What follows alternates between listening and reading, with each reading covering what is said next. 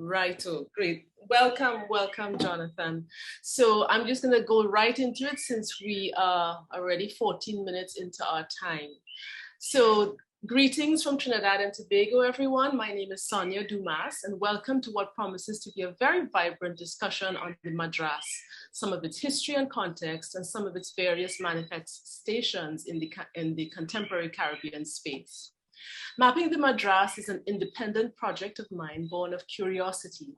It is currently not funded, but it is very much supported by organizations such as the Barbados Museum and Historical Society, the Alliance Française of Trinidad and Tobago, and the Alliance Française of Barbados.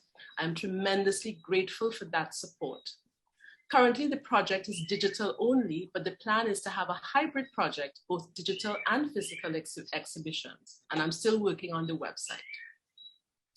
I've completed a series of small Mapping the Madras projects. The initial Zoom talk in August of 2020, hosted by the Barbados Museum and Historical Society, and the creation of short form videos in 2021 in collaboration with the Alliance Française of Trinidad and Tobago. This is the second Zoom talk, and it continues the core objective of the Mapping the Madras project, to look at the contemporary through the lens of history. We contemplate how and why the Madras is used today in the Caribbean, and the Caribbean is not a monolith. Every Caribbean space has a different relationship with the fabric. So these are some of the nuances that I'm trying to mine in consideration of contemporary Caribbean aesthetics. I chose to concentrate on contemporary expressions also because so much good and thorough work is being and has been conducted on the history of the fabric. In this connection, I would like to acknowledge the work of Talika Kirkland and the Costume Institute of the African Diaspora of the UK, which presented the exhibition Tartan, Its Journey Through the African Diaspora in 2014 in London. She continues to investigate that phenomenon. I'd also like to recognize connectingthreads.co.uk, which is a, quote, born digital project on the use of Indian and Indian imitation textiles by the African diaspora in the Americas in the 18th and 19th centuries, end of quote. The latter is a multi-institutional initiative out of the United States and the United Kingdom. I would now like to hand over to Alessandra Cummins, Director of the Barbados Museum and Historical Society and the holder of many international curatorial portfolios, too many to mention here, in fact, but the most recent of which is in her capacity as board member of the International Coalition of Sites of Conscience. Alessandra? Thank you very much, Sonja, and welcome to everyone. Bonjour à tous. Seulement my only words that I will mention in French tonight. But indeed, the Barbados Museum is very, very pleased to join you all this evening. I'm very pleased to continue to work with Sonja on this most important project. When Sonja mentioned that she wanted to explore this theme and to broaden the horizons of knowledge in terms of how this ubiquitous material continued to inspire our identity, our cultural formation, if you like, our conversations with each other and beyond. We were very pleased to piggyback on the work that she was already doing, because typically as a Caribbean museum, we have focused so much on the tangible, on the object heritage. And in fact, we needed to know and explore the intangibles. The intangible is really what is the wealth of the Caribbean heritage. And we are looking forward to seeing how we can make that happen in the form of both a digital platform, but also myself and colleagues from Trinidad, Martinique, Guadeloupe, and elsewhere. We would like to see how far we can move with developing a traveling exhibition that explores many of the conditionalities, the historiographies, but also the new potentialities that are engendered in a fabric such as Madras. So, ladies and gentlemen, that's all I will say for this afternoon. I am really looking forward to hearing our two wonderful speakers and look forward to the conversation after that. Thank you.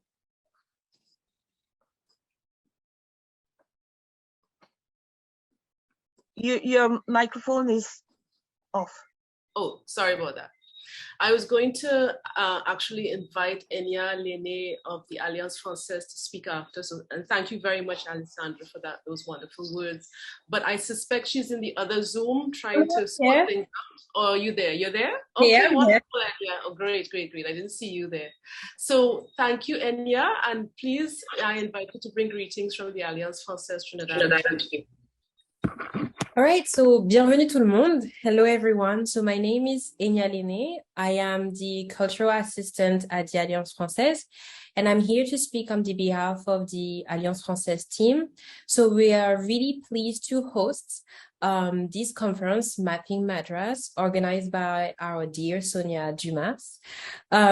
It matters to the Alliance Française of Trinidad and Tobago to partner with Sonja because of our common interest in with our cultural agenda, and to provide a platform for discussion. It's really dear to us. And Sonja has been a very long friend. I mean, I heard a really long friend of the Alliance Française and of Trinidad and Tobago. And we wish for many more years. And I hope that that you all going to enjoy this really interesting evening. Voilà. Short and sweet. Thank you. Thank you, Enya. Thank you so much, both of you. So let's turn to the business at hand. More often than not, Madras discussions are conducted by women who I would argue constitute about 90 to 95% of the consumers of Madras in the Caribbean. That's not empirical evidence, that's just my observation. This presentation seeks to shake up things a little bit by getting male perspectives. And to do so, we have two gifted thinkers in the form of Jonathan Square and James Hackett. Jonathan Michael Square is the assistant professor at Parsons School of Design. Dr. Square is also currently a fellow at the Costume Institute at the Metropolitan Museum of Art. He was previously a lecturer in the Committee on Degree in History and Literature at Harvard University. The recipient of numerous fellowships and grants, Dr. Square's work considers histories of enslavement through the lens of fashion, and his research has appeared in numerous scholarly and public-facing venues, including Ms. Magazine, Hyperallergenic, Winter Thur, I think is how you pronounce it, Portfolio, Small Acts, among others. Just to give you a brief glimpse at the range and texture of his work, Square has written on such topics as Harriet Tubman's unacknowledged style, Brooks Brothers' entwined history with slavery, G. Ben's quilts, the costumes in the Netflix film Passing, and CGI model Lil Michaela.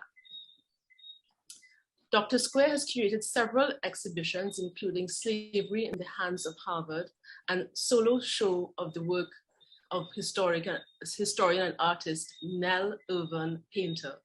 He is also founder of the Digital Humanities Project, Fashioning the Self in Slavery and Freedom, and is currently at work on a book project entitled Negro Cloth, How Slavery Birthed the American Fashion Industry. James Hackett is an illustrator/designer working out of Trinidad and Tobago. He has a career that spans several advertising, carnival, print design, illustration, rapso, which is a musical subgenre, writing, fine art, and animation projects. An alumnus of the University of Trinidad and Tobago, Hackett has embraced a career combining several of his past experiences from all creative fields that he has touched. His work encompasses both graphic elements and layered, colorful prints inspired by the Caribbean and pop culture and worldly locations like Africa, India, and Asia. After graduating in 2012 with a fashion degree from UTT, Hackett has been building his creative company, Lush Kingdom, focusing on illustration, print, and pattern design, creating new inspired pieces of apparel, home and decor, and creative branding services for the wider creative community. So those are our illustrious gentlemen who are going to be talking today. I'm going to invite Jonathan to speak first and then James. What we will do is we'll have both gentlemen speak, and then we will invite questions at the end of both presentations. So Jonathan, the floor is yours. Great. Well, thank you for that introduction. Can everyone hear me? Great. Perfect. I am calling in today from Brussels, Belgium. I'm in a French-speaking part of the world. So the Alliance Française is a very much appropriate sponsor for this event. And so I'm happy to be here. I'm going to share a slice of my research with you all. And I'm going to share my screen if I can. Oh, actually, can you make me a host? Enya will have to do that. Enya, can you do that? I'm going to do so. Right, great, thank you.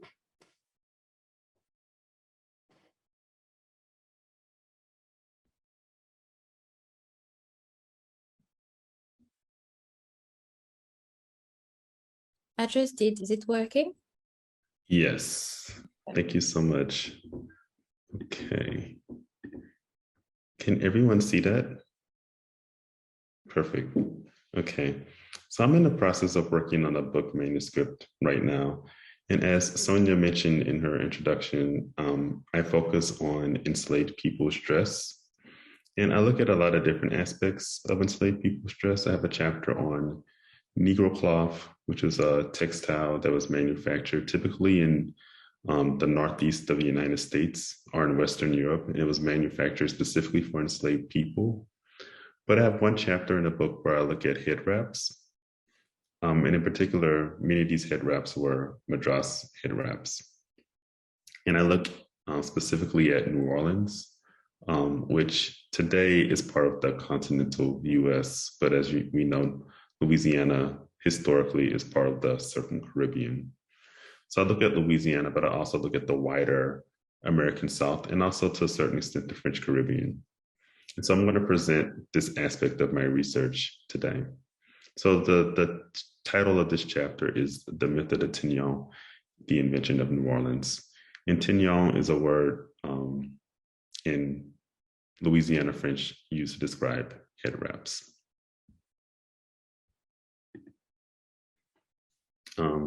So this is my research problem. It's the second chapter of the book. So in the second chapter, which I will present today, I outline the history of head wraps worn by free and enslaved women of color in South Louisiana, explore how these head wraps were remembered in popular imagination, and in the process problematize the scholarship on the tignon. Scholarship on Louisiana's unique history has served as an endless font for inspiration for artistic and scholarly productions, but much of these works are shoddy or simply inaccurate. So I think of this chapter as sort of being a corrective to what I call the myth of the tignon. And one of the things that I uncover in this research is that tignon wasn't a word that was used in the late 18th century or early 19th century. It's not something that you see until the late 19th century when the idea of New Orleans, when a lot of the myth making, the lore around New Orleans was being created. So, you think about, I kind of think of it as, if anyone remembers the LaBelle song, the Gitchy, gitchy, ya, ya, da, da. The Creole, Creole Lady Marmalade myth about Louisiana that sort of plays up the sort of sexuality of Black women and the way they were styling themselves is sort of wrapped up in this myth making, this lore around Louisiana. And that's something that I explore in this chapter. And this is just a screenshot of Webster's dictionary definition of the tignon. So it's a Madras handkerchief used especially in Louisiana as a headdress.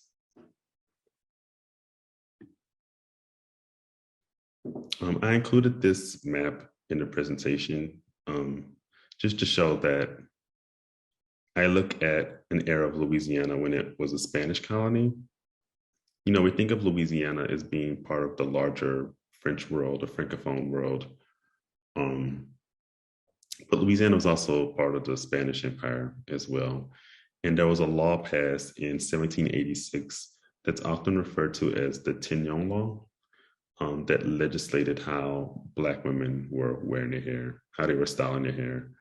And I explore this law in the chapter and try to really unpack it a little bit.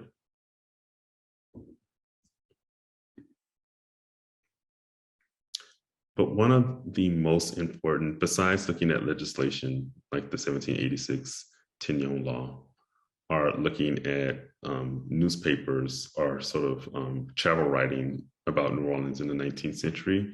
I spent a lot of time looking at portraits of free women of color because scholarship on the Tignon or on head wraps worn by free and enslaved women often focus on the fact that if women of color were made to wear these head wraps. And one thing that I discovered in my research is that there was a lot of volition in the decision to wear head wraps.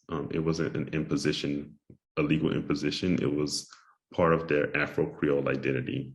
And that's why you see it predating the 1786 law and also post-dating the law well into the 20th and of course 21st centuries.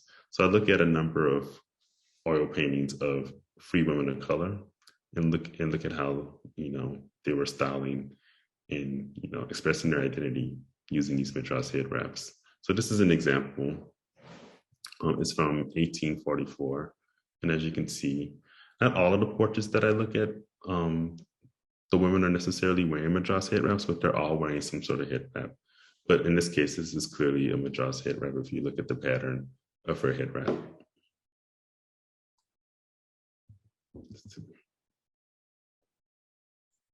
Okay. So as I mentioned earlier in the presentation, I look at a law that was passed in 1786. The actual name of the law is Abando de Buen Gobierno. The law is written in Spanish because I look at Spanish Louisiana. And within this sort of list of statutes or clauses, there's a law that legislates the wearing of head wraps. So the stipulation, and I think I might include thought I might have included a screenshot of the law, but I didn't. There was a stipulation against women of color wearing their hair high and uncovered, but it was ultimately ineffective. This law, which was passed by Esteban Mito, and that's what I'm referring to in the second sentence, Mito's edict tells us more about Spanish authorities' anxieties regarding Black women's dress and where they believed their power lied. So I argued that the law was ultimately ineffective and that the law is more effective in telling us about Spanish authorities' fears and anxieties and less about how Black women were actually dressing. So what I looked to sort of get at how Black women were dressing and how they express their agency through dress is actual portraits of women of color, typically from the late 18th and early 19th centuries in Louisiana. So the last sentence, to identify the most efficient sources for understanding how Black women adorn themselves, chose to present themselves to the world and want to be memorialized, we must turn to contemporary representations of these women. So this is one of the first portraits that I look at. As you can see, she's not wearing a Madras head wrap, but you can see it's one of the main features of her dress in this portrait, besides the jewelry that she's wearing. And of course, going back to something that I said earlier, that earlier scholarship sort of looks at head wraps as being an imposition by the Spanish authorities. As you can see in this portrait, this is a head wrap that's about fashion and about showiness. It's not about modesty or following the law.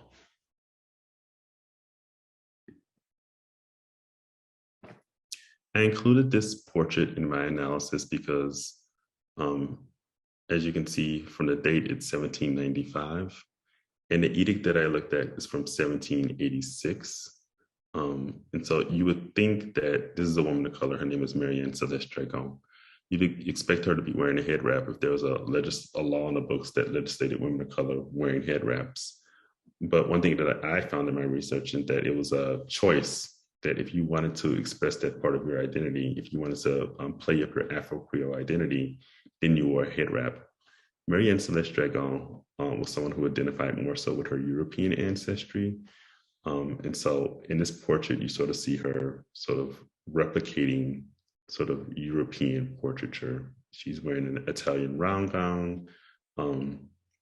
This portrait kind of reminds me of a portrait of the Marquise de Pompadour that was painted a few decades earlier.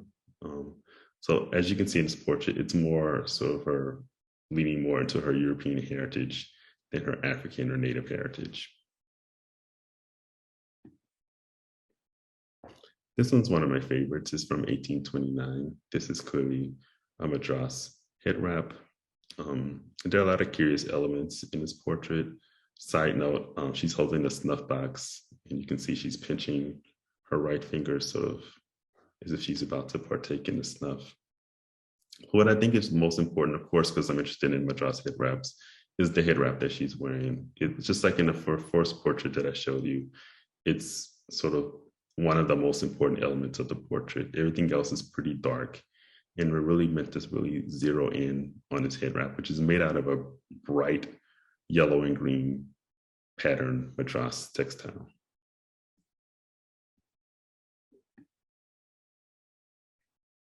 This sitter isn't wearing a Madras head wrap, but I do think it's interesting that it's red. It's a very showy color. And it's, in my research, red is an important color for head wraps and other accessories for women of color throughout the Caribbean basin.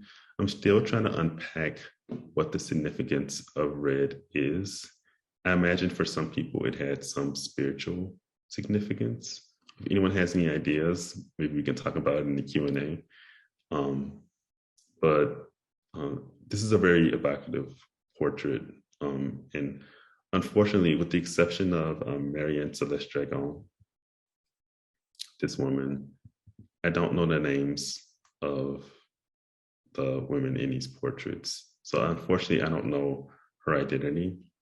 But that, you know, what I find interesting is this ring that she's wearing, which might signal that she's married. And if you look really closely on the edge of the chemise, there's an E and a D embroidered on the edge there. So maybe that might be a clue of her identity as well.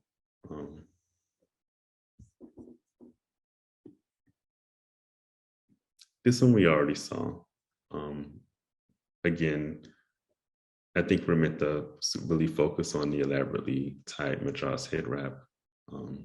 And this particular textile, this particular colorway is quite common in Louisiana, that sort of red and yellow sort of plaid Madras.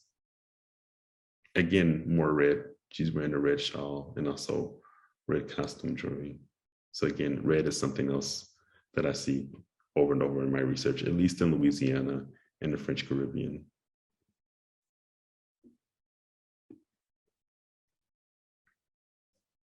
And this is one of the last portraits that I analyzed in the chapter. This woman is often identified as Marie Laveau, who was a famed voodoo priestess in New Orleans. This actually isn't Marie Laveau. She's unfortunately unidentified. And I don't spend a lot of time sort of unpacking that history. What I really focus on, again, is the Madras head wrap that she's wearing.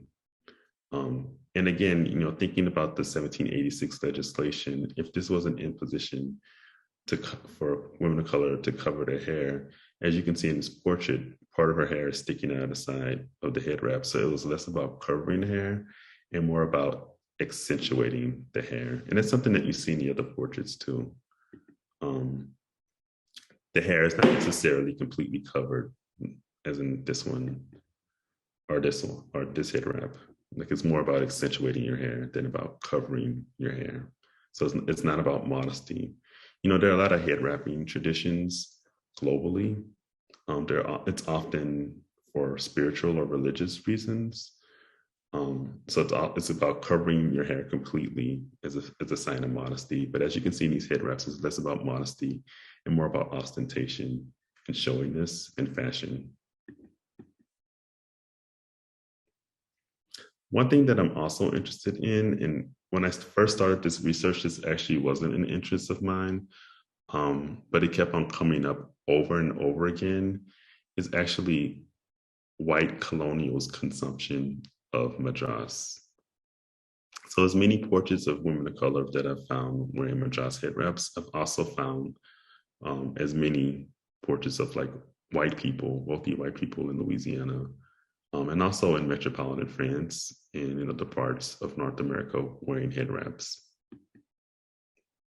So these are some examples of those portraits, which really threw a wrench into my research because I actually wasn't interested in how wealthy white women were dressing.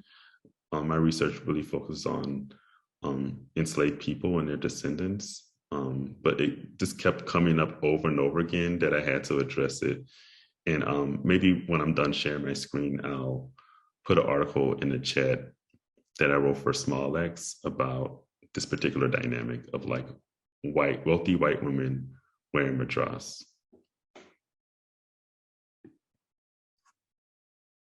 As Sonja mentioned in her introduction, I'm currently a fellow in the Costume Institute at the Metropolitan Museum of Art. And this is one of the objects that I've been studying. This is a head wrap. The records say that it dates from 1823. It was most likely worn by a white woman who was part of a wealthy enslaving clan in New York City called the Ludlows. If anyone's been to New York or has lived in New York, you might have heard of Ludlow Street. Very prominent white New York family. And one of their descendants donated a lot of her descendants' clothing to the Metropolitan Museum of Art, to the Costume Institute, including this head wrap, which dates from 1823. If I have the time, I might write an article about it for the Met Journal. But I've been thinking a lot about this particular head wrap.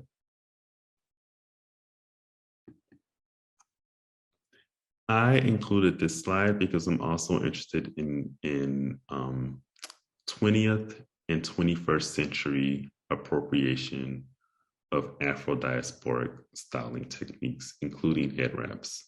And that's what this slide is demonstrating. This image is actually from the late 18th century, but the rest of these images are from the 20th and 21st centuries, and it's examples of white women appropriating head wrapping styles. So this 18th century image is from a French fashion magazine, and as you can see, this white woman is wearing what appears to be a Madras head wrap. This image right here is from the 1920s, another French fashion magazine, and as you can see, the caption says "Le Madras jaune," the yellow Madras. This image right here is from Life magazine around, I think, the late 1930s or early 40s. And it's an artist named Doris Lee sort of replicating the styling techniques of Black women in South Carolina in the Gullah region. And this image on the far left is a pretty recent image from a Marc Jacobs collection in which he styled the models in head wraps. So my research tends to focuses on the late 18th, early 19th century, but I think it's still very much relevant for the present day.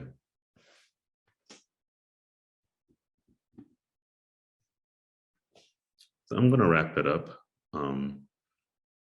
Examples of white women appropriating Afro-diasporic head wrapping practices date as far back as the late 18th century.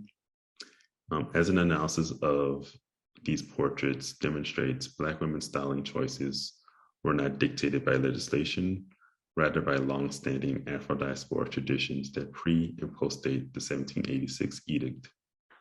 And lastly, the way in which Black women have styled their hair has a long and fraught history, though it's important to remember that Black women's sartorial agency shaped the law and not the inverse.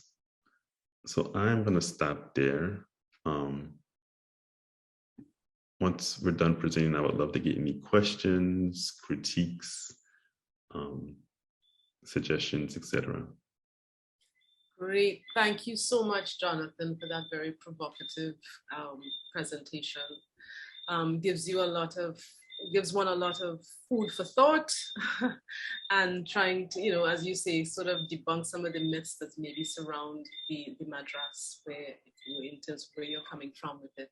So we move quickly along to James. James, are you there? I don't see everybody on my screen. Yes, there we go. So James. Yes, I am. I see two James Hackett. So yes.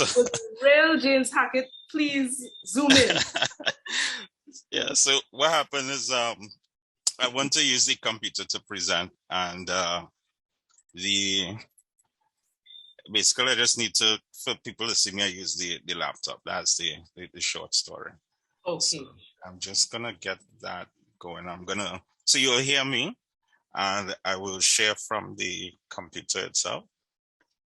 Yeah. Okay. Do you need Enya to give you I think access or I already did. Okay. Yeah, I think I'm good to go. Just one sec here.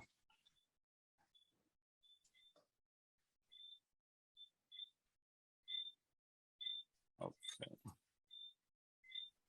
All right. You guys seeing that fine? The screen? Yeah. Mm-hmm. Yeah. Yeah. All right. Awesome. All right. So thanks again for being here. And already, just based off of what Jonathan had started speaking about, I think I'm already learning so much. So I'll just talk a little bit about my experience, and I believe why Sonja thought I should be here. So for me, I'm just going to talk about Lush Kingdom and my journey a little bit, and I guess some magic in between, right? So for me, Madras is like a global story, made in India, used by the Scots or the Tartans, and it became this cultural identity for us, for some of us here in the Caribbean. The one thing that you realize when you navigate the history of the Madras is that it comes into being for us here in the region. It has roots in other parts of the world through different hands, and it's culturally adapted over time to become its own unique thing today. So from India to Scotland and now here. So it's something that I grew up with. I get excited when I see it.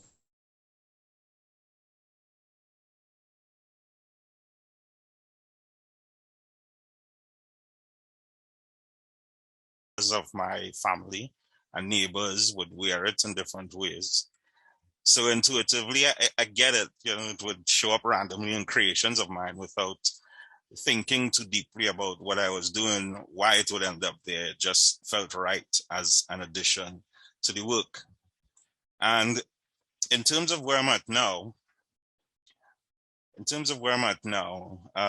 you have thoughts about the Caribbean aesthetic and what that means and what it looks like, right? We're still seeing the screen?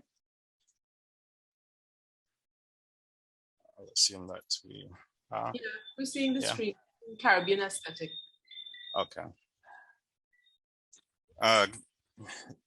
So the region is still so young comparatively, and we're just getting things going. So in my head as a designer, the thoughts are, what is that through line? What is a common thread, so to speak? And people will say things like color and a bunch of other stuff. But you look at other places globally and you get these attributes that they are saying from other places. So for me, it came down to a sort of core honesty about what we really are and answering that whilst diverse, because we are all different people and we can begin to give some form of common ground through our shared experiences living here in the Caribbean. And it's here I decided to look around me and pull from those things and start designing fabric.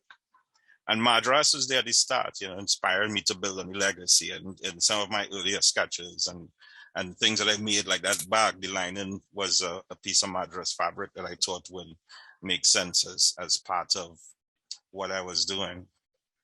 And I took that up as a challenge, you know, creating prints and patterns that feel like they come from the Caribbean itself, utilizing old ways, or at least thinking about old ways to create stories within context for us living here now in the modern era. And it was only when I was getting ready for today, I was joking about it with Sonja, I realized a piece that I had used before, a piece that I created before that had generated a lot of interest, and how it connected all the way back to the beginning. So this is Desiderata. It was a print that I had designed inspired by the handloom style of printmaking done in India traditionally. And the response to it was good. Like, a lot of people were interested in it. I sold pieces of it. But to me, it was kind of interesting, because I was like, why this particular print is doing so well compared to others, which I think were just as good. But then I realized there's like this underlying connective tissue, you know, this thing that is happening with it. And it was that it looks, when you look at it, you could see the Madras connections, right? So the young lady on the right was someone who created a dress out of the fabric and wore it to a recent event, you know, just comparing it to the traditional Madras print itself. I was seeing the connections. And the picture below is just my mom. You know, she had like a similar fabric that I designed along those lines. And I was starting to see like how these things were kind of coming back together, you know, with each other. You know, so it just felt like this journey was going, you know, coming like full circle. You know, beyond that, I continue to design fabric, thinking about the Caribbean, but thinking about all the layers and the complexity of our existence and how I could add to that. The dress in the middle, it was something I designed that just created like this print that I thought was cool with the colors and the combinations. And this person from Barbados contacted me. They was like, hey, I need this dress. I need it.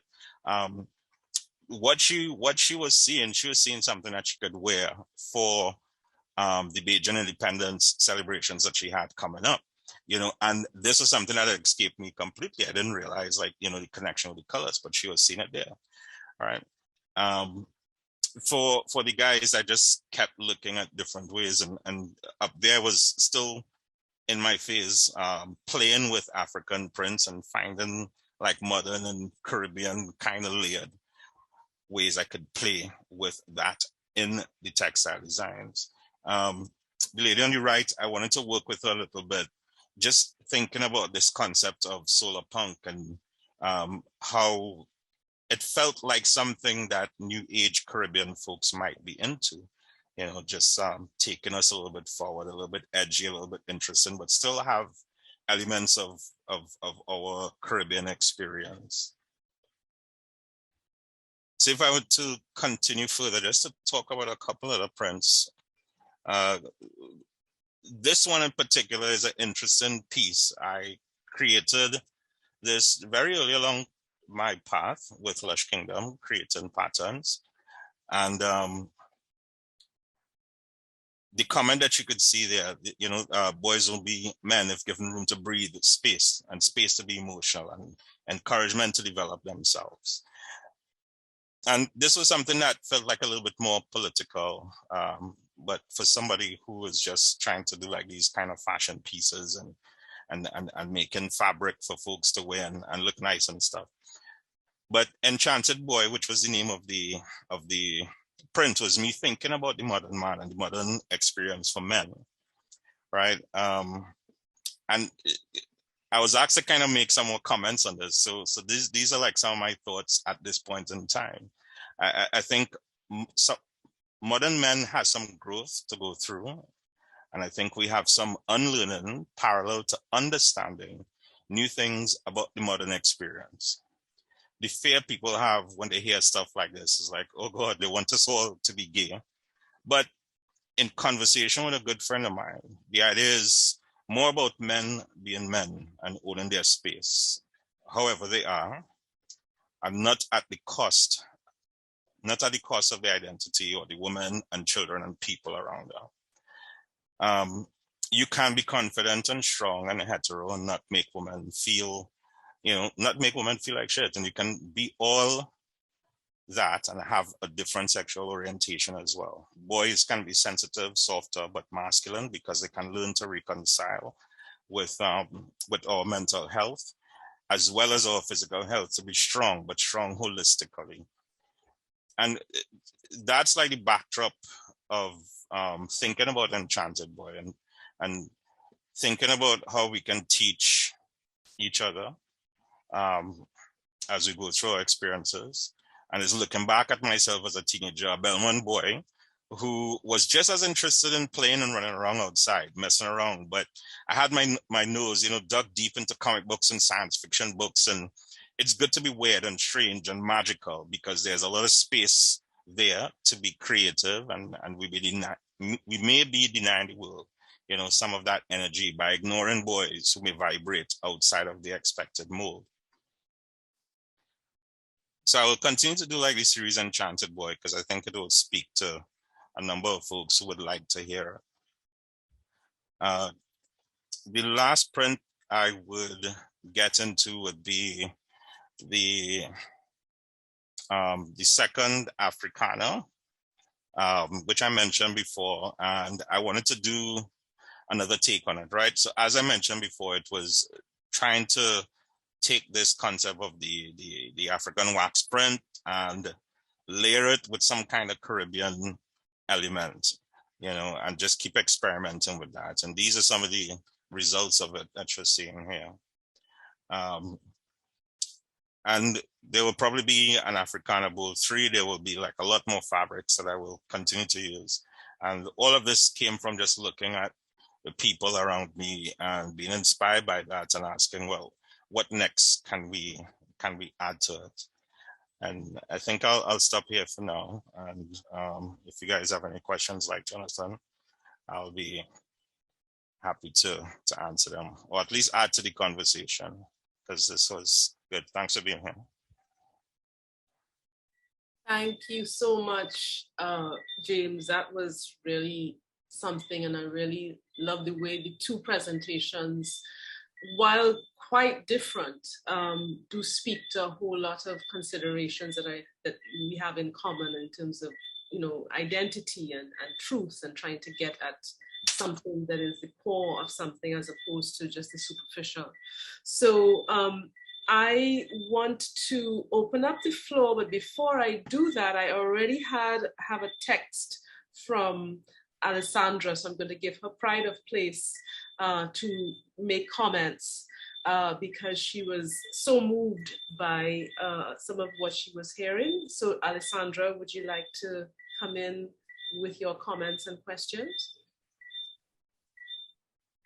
Thanks so much, Sonja. I was very excited to hear both presentations. And as you said, I love the way the two dovetail together in terms of the historical experience, but still pertaining and still having relevance into the contemporary. And then James's take, moving very much in the contemporary to exploring other directions and other means of broadening the experience in his own eyes and with our communities today.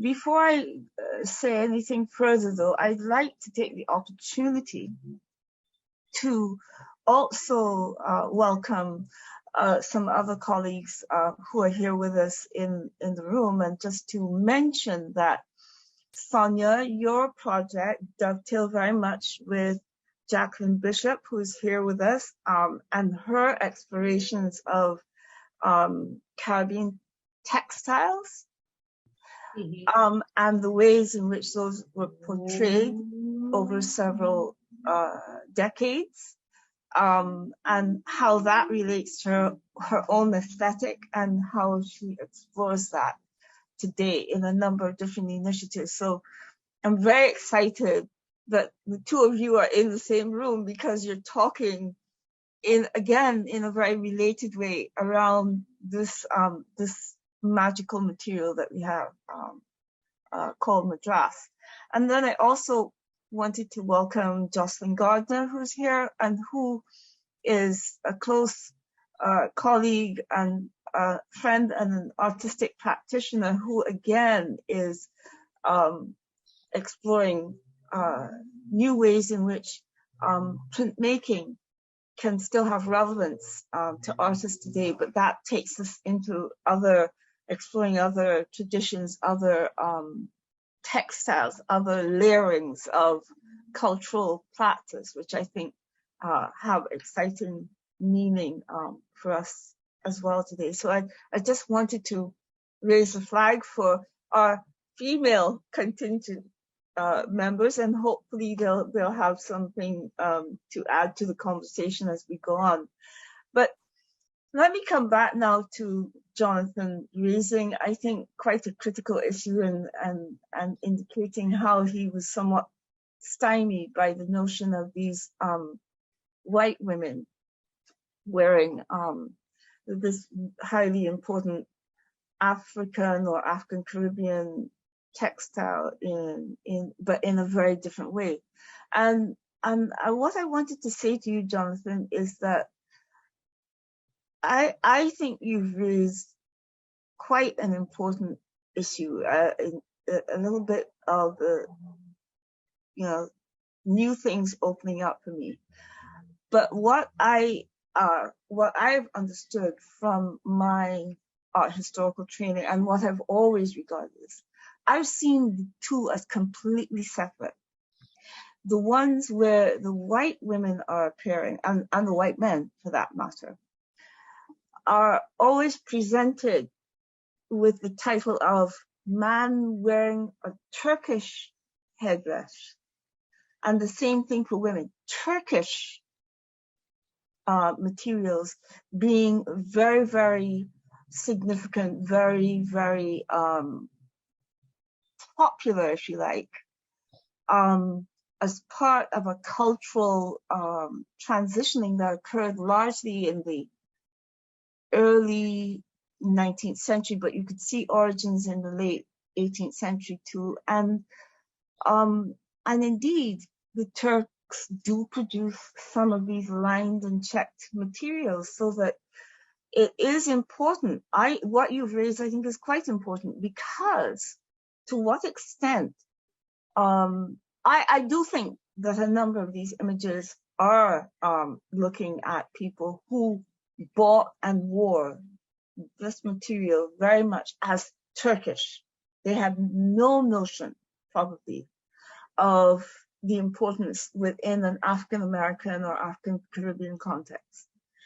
But it does occur to me that one might need to look and explore at the fact that these two sets of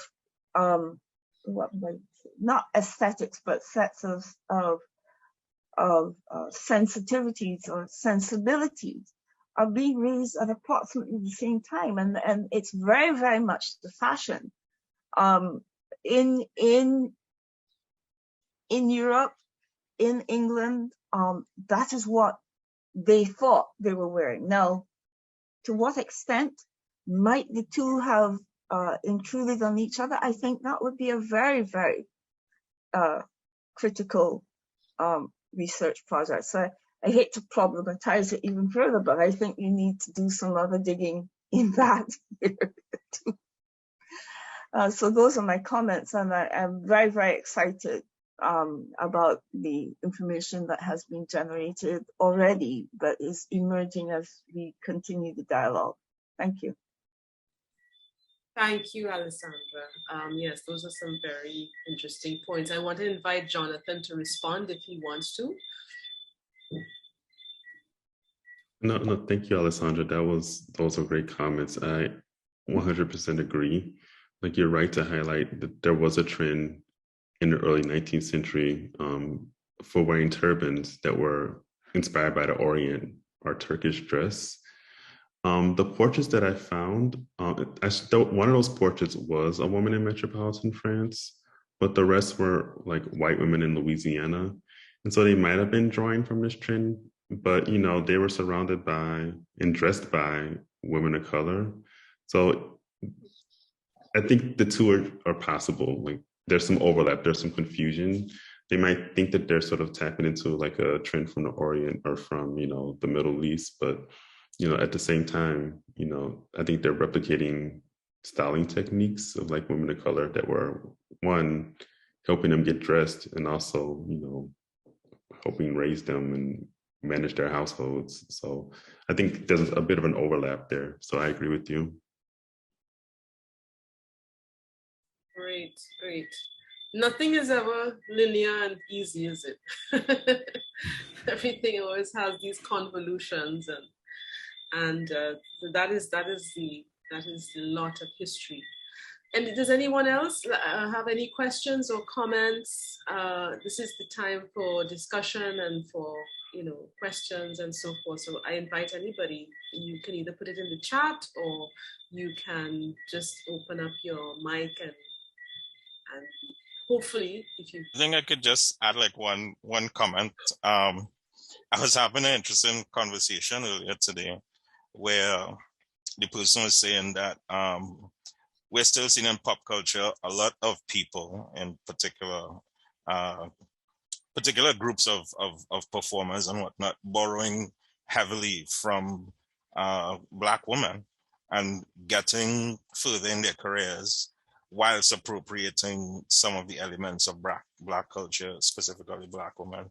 And just kind of listening to some of Jonathan's comments, especially with the seeing like all those images of them kind of appropriating this particular type of style. It's just an interesting bit of history to see that, you know, how that continues to today, in a sense. Mm-hmm. Yes, true.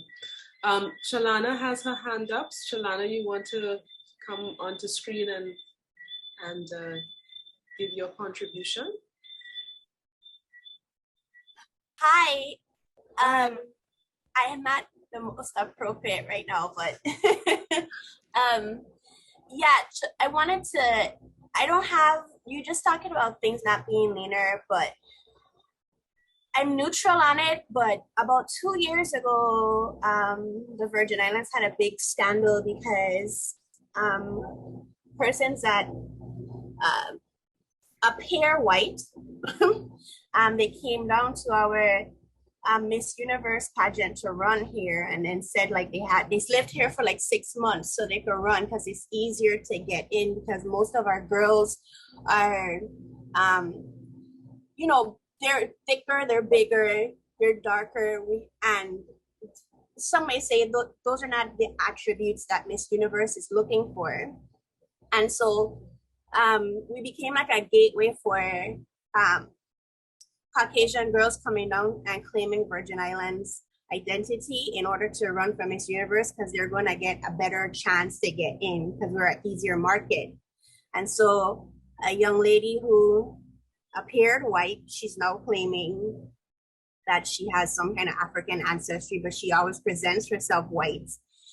She won, and it was a big scandal because she's not a Virgin Islander. And then Miss Universe tried to do this big marketing campaign with her wearing like Madras head wraps. And I think it further even insulted the people of the Virgin Islands and the Caribbean. And then there was the argument that Black women wear blonde hair sometimes, so why can't persons who say that they appear white wear like head ties? I try at the time a journalist to say neutral, but as a Virgin Islander, it also ticked me off because you came down here to erase the beauty of true Black women to get into a larger pageant using your whiteness, which she's now claiming she's not white, but she always lives in that white space. And then now you want to use the Blackness to make you relevant. So it's a strange space, and she's parading around for years now, being Miss Virgin Islands, wearing every kind of cultural look that we have, which includes lots of Madras, in order to feel like she's representing us somewhat. So it's a strange thing. Yeah, that's a complex issue of, strategy, power, race, history. That's a lot of stuff going on there. And that's a very, I dare say that's a very Caribbean problem of identity, I'm not saying other places don't have it, but there is that kind of, first of all, the obsession with beauty pageants to begin with. That's the first thing. And then also this whole issue of strategizing and claiming so that you can win, or you can, be on the platform for that. And then claims that, if the person was from the Virgin Islands, that's a whole different story from when she's actually not from the Virgin Islands and representing that. So that's nationality. That goes, it's not even race. It's like, well, you don't even come from here. What are you doing representing? So that is I have no answers for you in terms of, what that should look like in the future, except that I think that should look more like, that should make people in general should feel more comfortable with what is given to them. And if they don't feel comfortable with it, I think there's a lot of discussion to be had and awakenings to be made. And you see, the thing is, in the Caribbean, as I mentioned in my introduction, it's not a monolith. So even though there is that problem, it may manifest itself differently in other countries, territories of the Caribbean. But at the core is a question of identity and ownership. Ownership of an identity, basically, is what I'm hearing from you. And use of an identity to advance one's objectives without really being of the culture. That is not a Madras problem. Madras came into it at this point, but I think that there are different markers that people seek to appropriate in order to advance whatever the objective is. So as I said, I have no simple, I don't think there's a simple solution to that. It's a very complicated and complex problem, subtle. There are lots of nuances. There's a lot of emotion, and a lot of, I think the only way to solve it is to sort of be brave, confront, and have that discussion. Because the other thing that Caribbean people do, I find, not all of course, but we tend to sit and stew about something without ventilating. And it's because we live in small countries and we don't want to offend, because, the same person you offend is the same person you're going to meet in the grocery the next day, that kind of thing. But I think there's a time, I think it's time, and that's my personal opinion, it's time to have these very difficult conversations about identity. And I think that's as much as I can offer at this point. I don't know if you have any response to that, Shalana. Yes, definitely. Like you said, the conversation is needed. I don't think since then it caused such an uproar that nobody has ran for Miss Universe here again since then. Wow. Yes, and because it has to do with Black identity. So if Miss Universe doesn't want us as is, then we should just pull out from the pageant rather than have people appropriate who we are in order to represent us. But I did see a number of Creole and Madras blogs, sharing a picture, and I did message them and inform them of the complications with that. But in saying that, that's where the argument came in, where they said like, oh, well, Black women wear blonde hair, so why are we sensitive to a white person wearing a Madras head tie? But to me, I saw it as appropriation, because if you're Caucasian and you grew up in the Caribbean, you will still have like some sort of Caribbean identity that made you have some proximity to understanding the complexity and identity of why we wear Madras. But like when you just talk about Marc Jacobs and now Ralph Lauren, they're all like cashing in on Madras and its history. I think it's very complex, and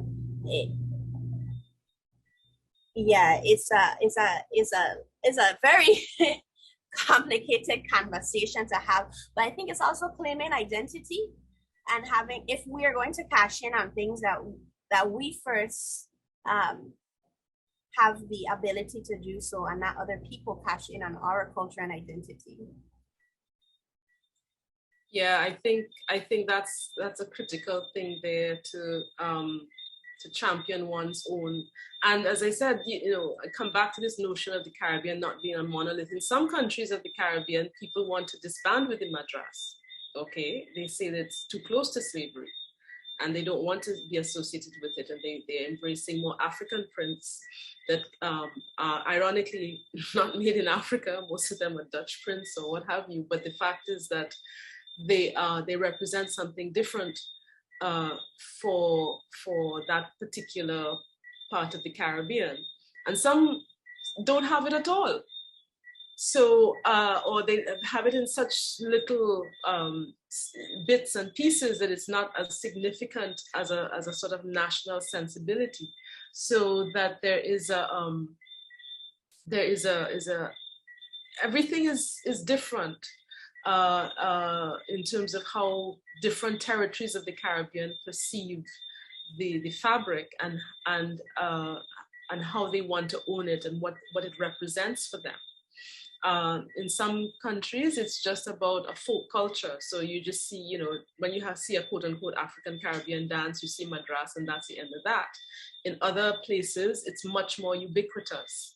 So that there is, and I guess everybody has to concentrate on, kind of look at their own space.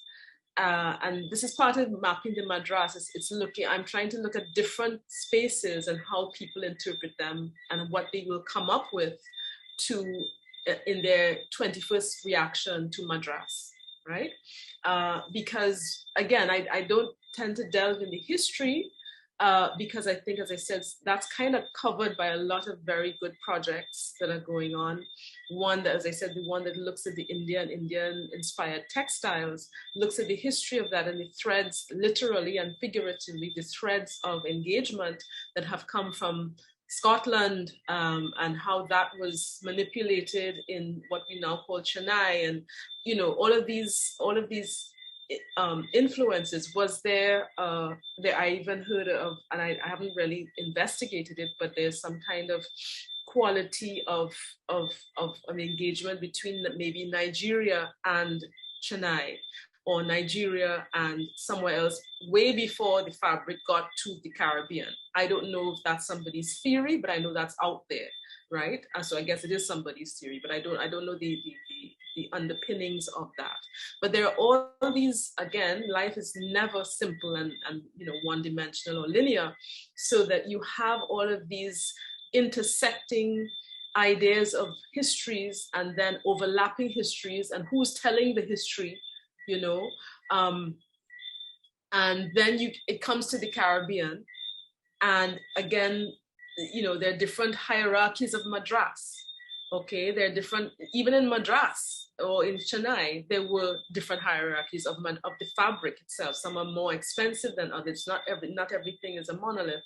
And then it comes to the Caribbean. Somebody asked me a question at another meeting a couple of weeks ago about well, where does the Madras fabric that is sold in Trinidad and Tobago come from now? And I couldn't answer. So that's one of my things to figure out, well, where does that come from? Is it from India? Or might it be from Bangladesh? Who knows, right? And why, right? And how did that happen? And so when it comes to the Caribbean, it becomes very, it becomes a signifier in a lot of instances, as it has for you in the Virgin Islands, and a very important signifier for Black Caribbean presence in the Virgin Islands. But as I said, there's so many, I think it can only continue to get to the core, just as Jonathan and both James were trying to do in their presentations, to get to what is the kernel of truth? What is the real kernel of truth? I think that it has to start with discussion. So hopefully maybe, when things blow over a little more, you can have those discussions with the relevant people in the Virgin Islands. Because right now, if you say you're not even having the competition, that suggests that there's still quite a need for healing and talking about how you go forward. So hopefully that will come soon, because it's never easy. Things look simple, but they're not. Oh. Anybody else has any question or comment? Question to Jonathan. Here we go. Has there been research into the style of tying the Madras head wraps? It seems that this styling may also play into the ways in which various bodies have worn it. That comes from Jocelyn Gardner. Yeah, I would have two responses for Jocelyn. I would direct her to the work of Steve Buckridge, who wrote a book about head wraps in Jamaica. And in that book, he does describe different styling techniques for head wraps and like different meanings attached to different head wraps. I would also direct Jocelyn to, there's portraits of 3 women from Guadeloupe in Ellis Island around the turn of the 19th century into the 20th century. And I have a digital humanities project called Fashioning the Self in Slavery and Freedom. And when I posted these images in like minimal commentary, so many people responded saying like, oh, this head wrap means this head wrap means that. So, I mean, in different islands, like head wraps mean different things, just like when you're responding to the previous person. In Guadeloupe, like different ways of tying their hair wrap has different meanings attached to it. And the same is true for Jamaica. So those are 2 references to styling techniques. Thank you, Jocelyn. Anybody else? Oh, we have Usha. Yes, Usha. I'm trying to get my audio and my Wi-Fi is a little weak. Hi, everyone. Can you hear me? Yes, we can hear you. Thank you. This is just so exciting. I love this project so much. And I'm just starting off on a project myself on kind of media intimacies between India, the subcontinent, and the Caribbean. So for me, framing that project as intimacies between brown and Black people, as we have been categorized by colonizers, is really important. And the Madras is such a, it's kind of like, I think James was saying, this is such a global project, right? It is about where the fabric and the design has moved and how that very much has been along the kind of lines of colonial expansion. So I'm curious along those lines. One, to Jonathan's point about the white folks wearing the Madras turban, I was thinking also of how, oh, this is one more Orientalist trope, right? Of wearing the turban to approximate both people in the Middle East, Indian royalty, never the Indian peasant or the Turkish peasant, but the royalty, right? So there is that Orientalist imagination. And I'm really curious if the Black body kind of folds into that Orientalist imagination at a certain point, and that's why it becomes high fashion. So this is a question, and I'm sure it will need a lot of historical digging. My other question was about whether Indian indentured laborers who came to the Caribbean wore the Madras? Was it in a different style? I know in Chennai or in parts of India, including in the northeast regions where many of the indentured laborers came from, it's often worn as the lungi, the sarong by men, but I haven't seen it as much as a turban. And so I'm curious if it was worn by indentured laborers anywhere in the Caribbean. And also if the word Madrasi, which I would hear in Trinidad when I was there, has within kind of local vernacular discourse, does it have any connection with the Madras? Do people make that connection between those two? And then finally, I just have a question about, I'm interested in two-way traffics, not just this fabric coming from India to the Caribbean through whatever, networks, but how do kind of things go back to the other parts of the world? And so I feel like I've seen the Madras as a dress in the form of a dress or other kinds of styles, which are then sold as Caribbean fashion, say in Goa or in Pondicherry in India. So might we also think about these as multi-way traffics of what travels back to the rest of the world as Caribbean fashion?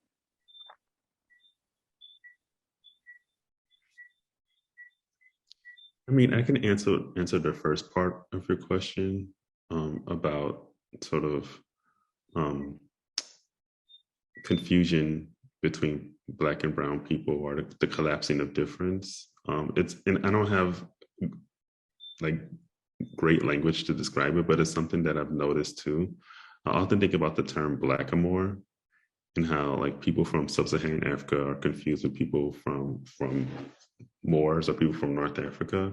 And just going back to a point that Alessandra made about like a confusion between sort of this trend in like Orientalism or Turkish dress and like Afro-diasporic dress. It's the same thing that's happening there. It was like, it's like everything is other and sort of gets sort of mixed together. But yeah, that's not a great response to your question, but it's something that I've noticed too. I'd like to say something. It's Jacqueline Bishop here.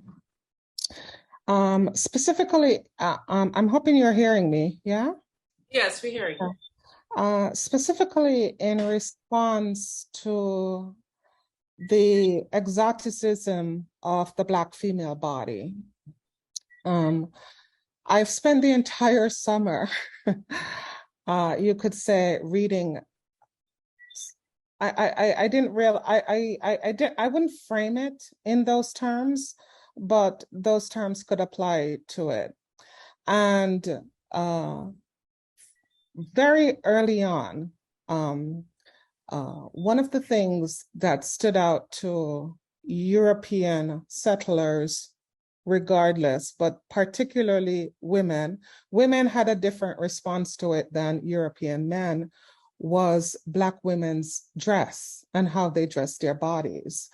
And this was always a fascination, because in the midst of slavery, at its beginning, at its height, and continuing today, there was this fascination. And it's interesting to be in the archives. I mean, I just finished looking through, where's this book? It's on my bed here, from 1791. And the guy says, let me see if I can find it here. Yes, he says, the town is extensive. I think he's talking about Barbados here, or St. Vincent. And then he goes on to, I'll just read it. The town is extensive and crowded with people, mostly Negroes, but the Negroes, with few exceptions, seem dressed in a style much above or even our common artisans. That's European artisans. The women especially, and there was such a swagger of importance in the gait of those, and many there were, who had gold earrings and necklaces, that I told my friend Mr. O, on his pressing me for my opinion of what struck me on first landing in the West Indies. And here's the main point that I wanted to get to, that the Negro women seemed to me the proudest mortals I have ever seen.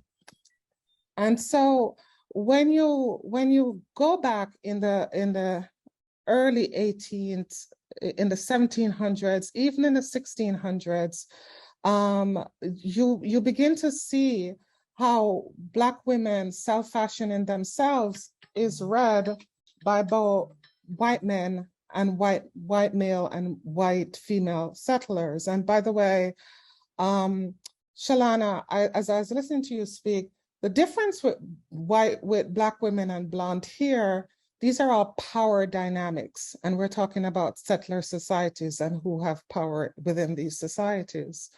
But back to what you asked us here, Usha. White men had a complete fascination with Black women's self-fashioning, which went on all through slavery, right? And white women had a complete envy, right? And desire. I mean, the desire was palpable in these archives, to the point I could read you endless amounts. If I were in a better state of dress, I would show you all the amounts of research that I've done on it, specifically this summer, in which Black women in the 1700s, Black women in Port Royal in Jamaica in the 1600s, are eliciting various responses based on their dress, right? Now, what I find so fascinating about your question, Usha, is the whole concept of exoticism, right? And so I would say exoticism for who, right? It could be read as exoticism for the white settlers, but for the Black enslaved women in particular, it was their African imaginary and how they're styling themselves, and the fact that the Europeans had never seen anything like this. That the ways in which these women were, how they carried themselves. Like this man said, I've never seen a mere mortal that looks like this, right? So I just want to, the thing I want to add to this discussion is just two things. One, who is doing the looking, right? And how are they looking and what are they seeing, right? And two, what sense would the voiceless person, the object of this look, say about this, right? It's very, very interesting. And I hope I didn't complicate it anymore for you, but it's a long going discussion that's been going on from the 1600s onwards. Thank you. Thank you, Jacqueline. I just wanted to jump in with a couple historical notes. Again, not fully researched by me, but what I understand in answer to a couple of Usha's questions. Number one, I think that the fabric found its way to the Caribbean because it was cheap fabric that the Europeans could use to clothe the folks from Africa who were here and who were at that point not in any state of empowerment or very little. So that I think that I'm not sure I would say that it was appropriation of a kind of Orientalism on their part, because it was, I think, grounded in practicality. That's what they had, and I think that is one of the things that inspired them now to fashion it in their own way. So I doubt that they would have even had the privilege of being taught what Orientalism was or what have you in their bound state. And then in answer to your question, I can only talk about it from the Trinidad and Tobago point of view in terms of whether or not the Indian indentured laborers came with it. I don't know if they came with it, but I certainly know that they did not tend to keep it, okay? So that again, this is for Trinidad and Tobago. It might be different for instance, for Guyana, that also has a large Indian population, right? But it does not tend to be something, even today, that the Indo-Trinidad population seems to embrace in any big way. You would tend to see it in the African, Caribbean dances, etc. Strange people like me will make, like, you know, nice, cute dresses to go out in with it, but that's very rare. But essentially, I have not observed, nor have I seen in any historical documentation. Now, there may be some wraps, head wraps that you might find, especially for men, okay, but not so much for women. And that would have been in the, I would say, probably the early stages of indentureship. But I have not observed that. What I have observed, what has come to my attention, I should say, and I have observed it actually in Suriname many years ago, is that the Surinamese have the Pangi, I think is what, I'm not sure if I'm pronouncing it correctly, Pangi. And it's a wrap, okay, much like you would find in India. But again, I am not clear that it is used by the Indian population of Suriname, because I see it more in the African population of Suriname and maybe the Afro-Indigenous population of Suriname, but certainly not the Indians. So there is something to be, it's a very interesting concept that it comes from India, but it comes from the south of India. And the most of the indentured laborers came from the north of India to Trinidad and Tobago at least. And that maybe never the twain would have met, I don't know. But there is something to be investigated about that in terms of its provenance within the Indian communities in Trinidad and Tobago. So that's what that would be my kind of 2 cents for that. I'll just add one last thing, and then that's it for me for today. I think what we really need to appreciate is mercantilism, right? Which is a separate concept from nationalism and European, this mercantilism, and the Caribbean was formed out of this. And Jonathan is absolutely correct, based on my research, that the Circum-Caribbean, which is Louisiana, South Carolina, Charleston in particular, falls within this fold. What ties these things together? Why I, for example, Jacqueline Bishop, I'm not surprised that Madras is within the Caribbean, even before Indians get to the Caribbean, is mercantilism and trade. And central to mercantilism and trade is textiles. Right.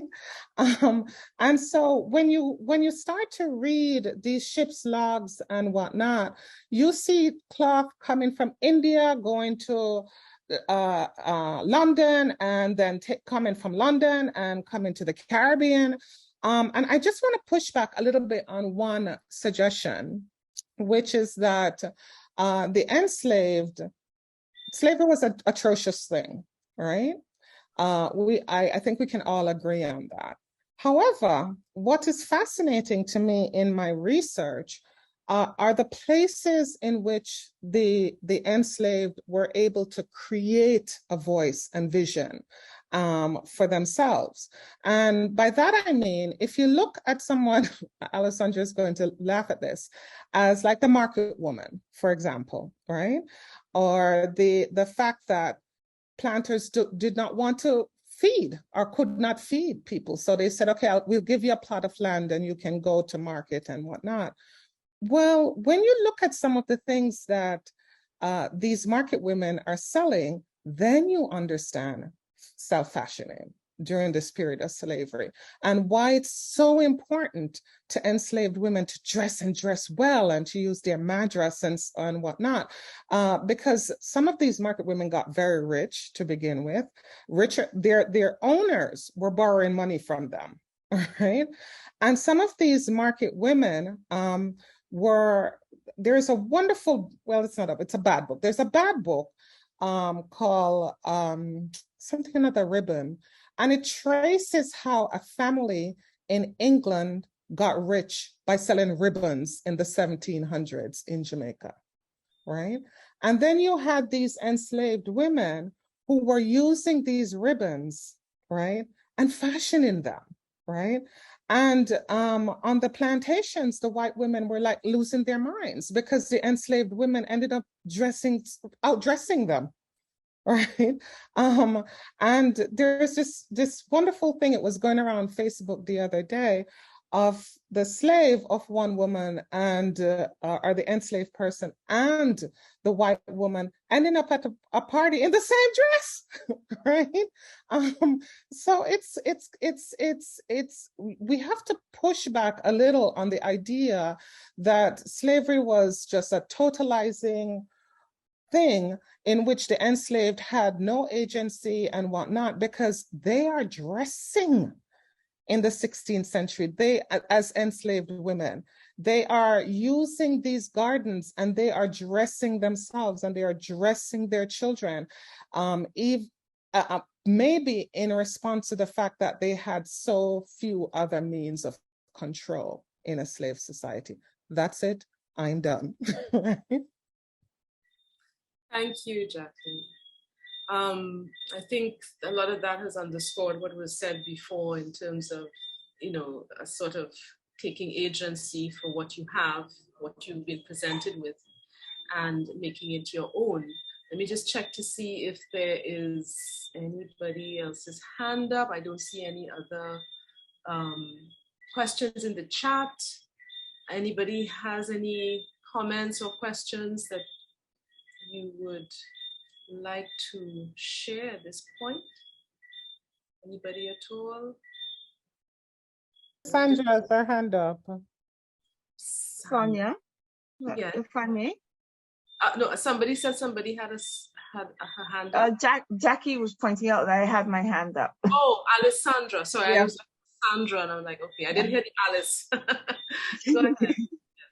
Yes, I had a sudden thought about one particular comment again that stood out for me from what Jonathan was saying. He was investigating the use of the color red in terms of some of these headdresses. I have no idea whether it's relevant or tied to what you're observing in the southern United States, but for the Caribbean, where I have seen red headdresses and which have also been historically observed in the archive, red definitely has symbolism for African spirituality in particular, and has been observed as I understand it, and has been artistically rendered as well as archivally in terms of the maroons, male and female, wearing red headdresses. And I'm particularly seeing in my head an image from Agostino Brunius of a maroon, a black carried chief and his 5 wives, and his head is wrapped in red. So I think tying the two together, I think we need to explore more in terms of African spirituality around the use of the color red.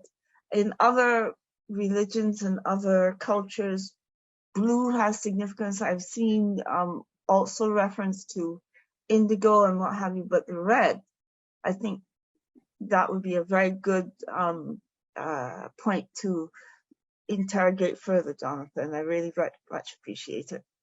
And James, the way that your client responded to what they were seeing in your patterns and your work, I think speaks to really the importance of visceral relationship that we still have. It's not even now that people necessarily see a relationship to the historical past, but that it's embedded in, you know, in our if you like, in our DNA to respond in certain ways. And so I was very intrigued by that particular point and particular response from one of the individuals who was commissioning your work. Yeah, it was a fun experience, and I was glad that it happened. But James, you know, I'm thinking as I hear Alessandra and what she's saying now and what you had said before, I'm thinking that I still feel that the intensity of color is something of the tropics, you know. It is. Not necessarily, and it's because of the light. You know, if I've noticed this several times, somebody from Europe comes to try and paint a palm tree, it looks very different because of their sensibility of light and how the temperate zones behave with light. From whether they, you know, if somebody from the Caribbean were to paint that exact tree, you see, and you see that in the old prints, you know, the 19th century prints of people and the drawings of you know, botany, etc. And you say, well, that don't look like no palm tree, but then you realize I'm looking at it from a Caribbean point of view, right? But I think too that there is while it may not be color, maybe this is something for you to think about. It may be not just as simplistic as, oh, it's the color, you know, it's the bright color, but maybe it's the organization of that color, or those colors in consonance with each other, that makes it feel Caribbean. Because when I saw that dress that you put next to the flag of Barbados, when I saw, I mean, clearly I see the, you know, it was evident the parallels that the person was feeling, the one who wanted the dress, but there was also a kind of rhythm to the dress as to how the marks of black and blue and yellow and white were put on the fabric that tended to make you feel Caribbean. So there is maybe something in that, in the organization of color, as opposed to just the presence of it. So there might be something you want to think about. I see a lot of people's comments in the chat. So let me hush. That's some wonderful references for red. So yeah. Right. I just say one other thing, Jesus. This is such an exciting. By all means. So you don't want me to read it, Jacqueline, or you want to say it? Because you might read it. I just wanted to say, to pick up on something that Alessandra was talking about. You know, if you look at Kumina dancers, they use red, you know, in Jamaica. And my dissertation supervisors will read known Africanist in textiles and everything at the University of Leeds. And what is fascinating to me is that the conversations that we have in the Caribbean, oftentimes that are confounding for us, is so evident to him, right?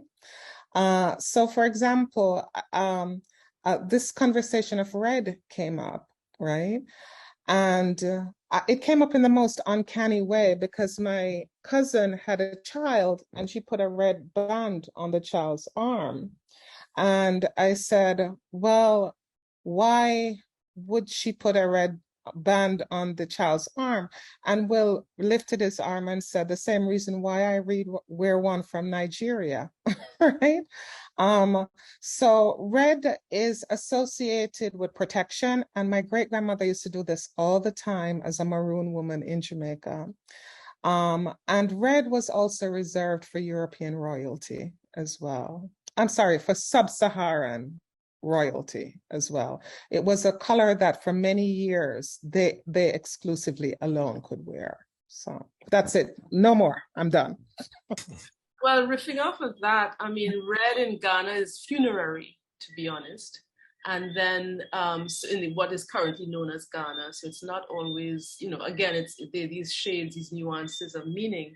And then there's also, in terms of the Yoruba culture, you have red being representative of the deity Shango. So that you have those on top of that. And when you said Kumina, I immediately, that kind of resonated for me, because Kumina is again, it's a spiritual exercise, and therefore has a lot of the Africanist religion inside of that. I'm not sure where it's from, so I don't know too much about Kumina's origins on the African continent, but I do know in terms of the pantheon of the Orishas as they appear in Trinidad and Tobago, that red is located with the deity Shango. So there is all of those, as Alessandra was saying, there are these connections to spirituality that may have resonated in Louisiana and elsewhere. Is there anything else anybody wanted to talk about? I'm looking for hands in case there are any that I missed. Anybody, please, people, if I'm missing somebody's hand up, please let me know. I'm just clicking through here.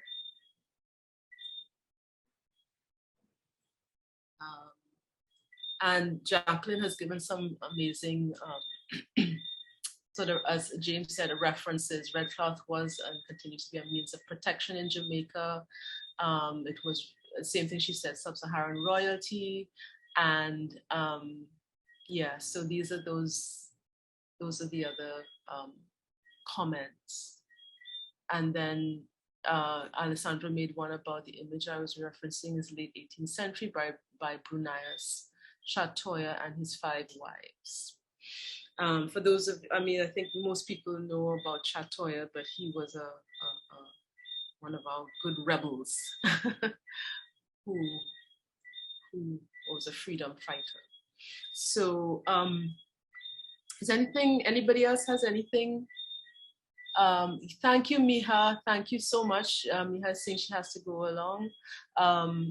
And you're welcome. Thank you for attending. I know it's a very different time zone where you are, so I really appreciate your attendance. Miha is part of that same project, connectingthreads.co.uk, and it's really quite an extensive project in the realm of looking at the Madras from the Indian point of view and Indian origin point of view.